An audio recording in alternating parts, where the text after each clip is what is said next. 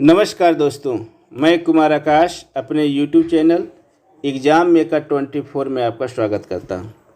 दोस्तों, आज की वीडियो में हम पढ़ेंगे यंग बंगाल आंदोलन और यंग बंगाल आंदोलन से संबंधित जो इसके संस्थापक हैं आपके हेनरी लुइस विवियन डिरोजियो, उनसे संबंधित कुछ महत्वपूर्ण तथ्यों को जानेंगे। और मुझे पूरा उम्मीद है कि ये वीडियो आपको अच्छी लगेगी। यदि वीडियो आपको अच्छी लगती है तो आज ही हमारे चैनल को सब्सक्राइब कर लीजिए, वीडियो को लाइक कर दीजिए, शेयर कर दीजिए और बेल आइकन जरूर दबा लीजिए, जिससे मेरे द्वारा अपलोड किए गए वीडियो का नोटिफिकेशन आपको सबसे पहले मिले। दोस्तों, जो यंग बंगाल आंदोलन है इसका प्रारंभ बंगाल में ही हुआ और बंगाल में जब 19वीं शताब्दी चल रही थी, 19वीं शताब्दी में जो आपका तीसरा और चौथा दशक चल रहा था, तीसरा और चौथा, तो तीसरे और चौथे दशक में बंगाल के कुछ बुद्धिजीवियों में एक उग्रवादी प्रवृत्ति का जन्म हुआ। और जो यह प्रवृत्ति थी दोस्तों, वह राजा राम मोहन राय के राजा राम से भी ज़्यादा आधुनिक और आपकी क्रांतिकारी थी।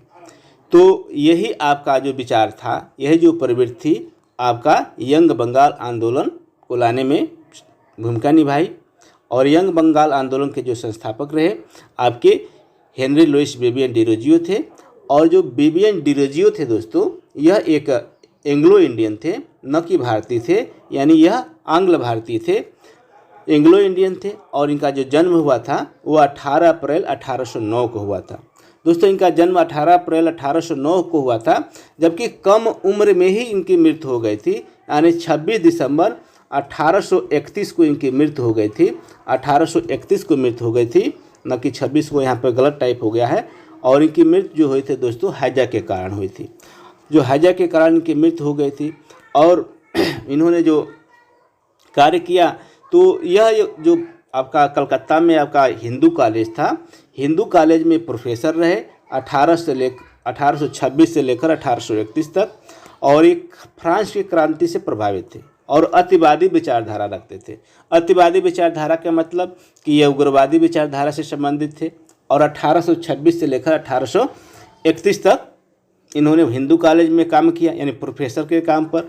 दोस्तों, जो कट्टर हिंदू थे तो इनके विचारों से प्रभावित नहीं थे, क्योंकि यह जो भारतीय समाज में कुरीतियाँ थी, जो जर्जर व्यवस्था थी, जो रीति रिवाज थे, तो उसमें यह संशोधन करना चाहते थे और उसमें सुधार करना चाहते थे। तो उसी सुधार के चलते यहाँ पे जो कट्टरवादी हिंदू थे इनका विरोध कर रहे थे। और उसी विरोध के चलते ही इनको हिंदू कॉलेज से निकाल भी दिया गया था। तो दोस्तों, इनको भारत का राष्ट्रवादी कवि भी कहा जाता है। यह प्रश्न पूछा जाता है कि आधुनिक भारत का राष्ट्रवादी कवि किसे कहा जाता है, तो आपका हेनरी लुइस विवियन डिरोजियो को कहा जाता है। जबकि इनके दो मुख्य शिष्य हुए, जो हमेशा आपकी परीक्षा में पूछा गया है कि जो शिष्य हुए आपका कृष्ण मोहन बनर्जी और राम गोपाल घोष।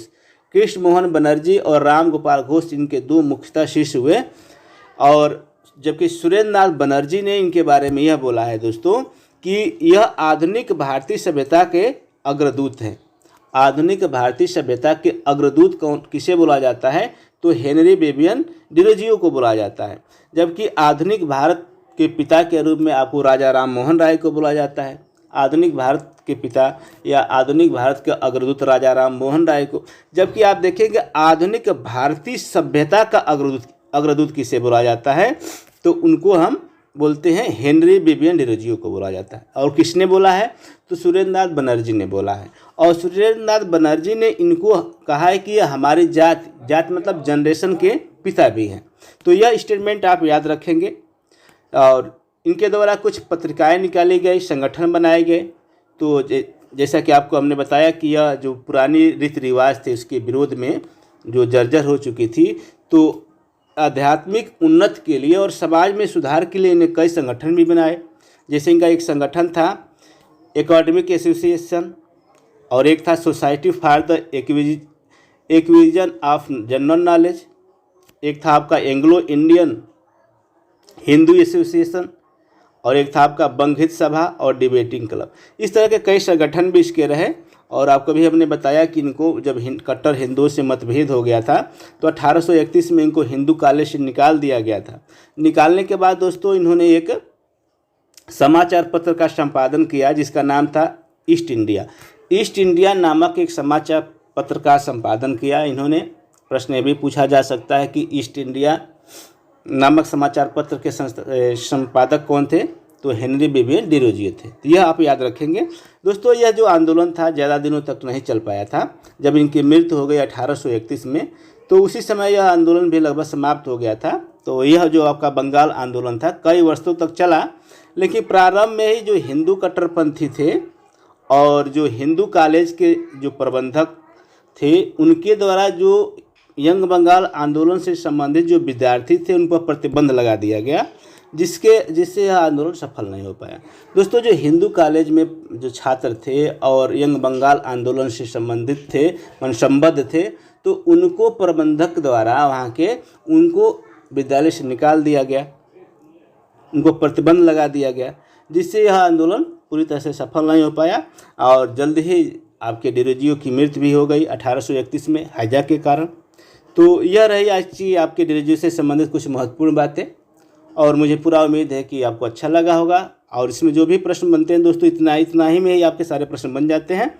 और मुझे पूरा उम्मीद है कि वीडियो आपको अच्छी लगी होगी। यदि वीडियो आपको अच्छी लगी हो तो आज ही हमारे चैनल को सब्सक्राइब कीजिए, वीडियो को लाइक कीजिए, शेयर कीजिए और बेल आइकन जरूर दबाइए। तो दोस्तों मिलते हैं अगले वीडियो में, तब तक के लिए नमस्कार, जय हिंद।